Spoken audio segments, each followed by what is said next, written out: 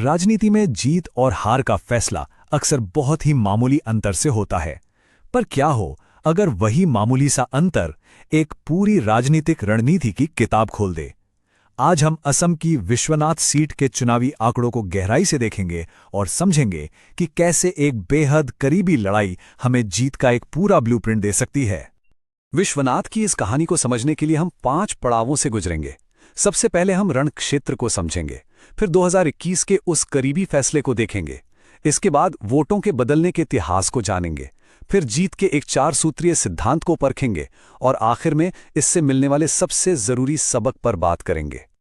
देखिए, किसी भी राजनीतिक लड़ाई को जीतने के लिए सबसे पहले उसके मैदान को, उसकी जमीन को समझना पड़ता है। तो सवाल ये है कि ये विश्वनाथ निर्वाचन क्षेत्र आखिर है कैसा? इसकी मिट्टी में कौन सी राजनीति पनपती है? ये है असम के नक्शे पर विश्वनाथ। इसकी राजनीति को समझने का पहला और सबसे महत्वपूर्ण कदम है यहाँ के लोगों को समझना, उनकी उम्मीदों को और उनकी चिंताओं को समझना।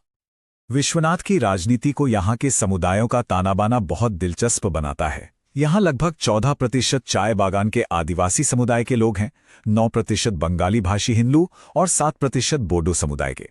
अब इन सभी की अपनी अपनी खास चिंताएं हैं। किसी के लिए मजदूरी और जमीन के अधिकार अहम हैं, तो किसी के लिए नागरिकता का सवाल। और यही सारी चीजें मिलकर चुनावी मुकाबले को आकार देती हैं।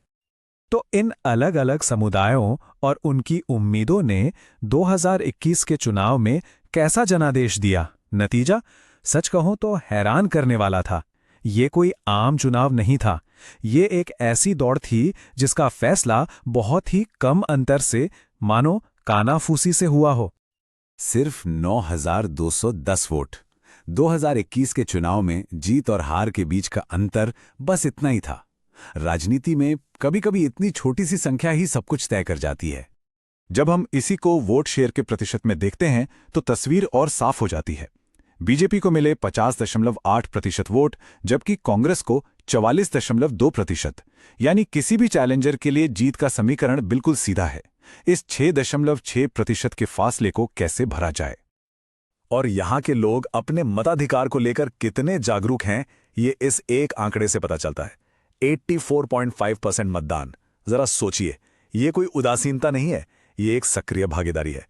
ये बताता है कि यहाँ के मतदाता मानते हैं कि उनके वोट में दम है।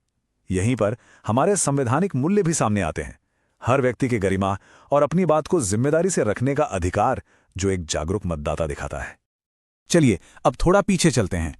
विश्वनाथ का इतिहास हमें एक बहुत ही रोचक कहानी बताता है। वो ये कि यहाँ के मतदाता किसी एक पार्टी के प्रति हमेशा वफादार नहीं रहे हैं। इतिहास गवाह है कि विश्वनाथ ने किसी एक पार्टी से हमेशा के लिए नाता नहीं जोड़ा। कभी असम गण परिषद, कभी कांग्रेस और 2016 से बीजेपी। ये सीट लगातार पार्टियों के बीच झूलती रही है, जो इसे एक क्लासिक स्विंग सीट बनाती है जहां कोई भी नतीजा मुमकिन है। लेकिन 2016 में इस सीट पर एक बहुत बड़ा बदलाव आया।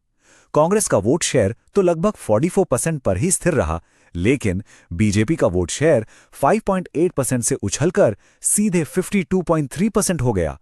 ये आंकड़ों की दुनिया में एक जबरदस्त राजनीतिक भूकंप था। और इस भूकंप के केंद्र में कौन थे? चाय बागान के वोटर। जो समुदाय कभी कांग्रेस का पक्का वोट बैंक माना जाता था, उसने 2016 के बाद अपनी निष्ठा बदल दी। और यही इस निर्वाचन क्षेत्र की राजनीति का सबसे बड़ा, सबसे निर्णायक मोड़ था।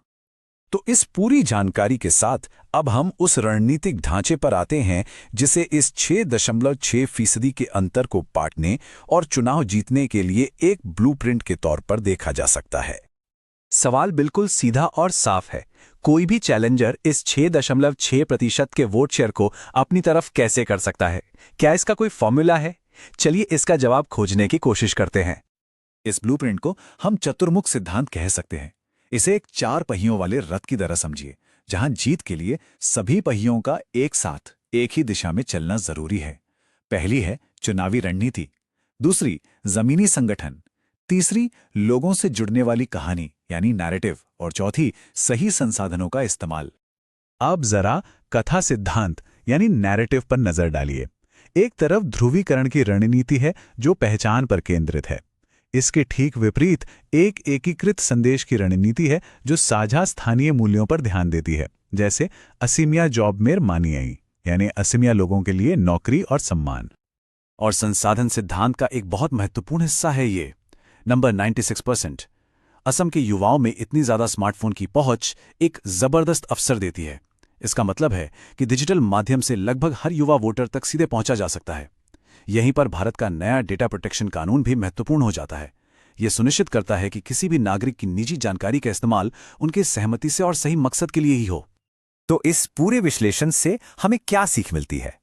चलिए विश्वनाथ की इस लड़ाई से मिले कुछ बहुत जरूरी सबक को संक्षेप में समझते हैं।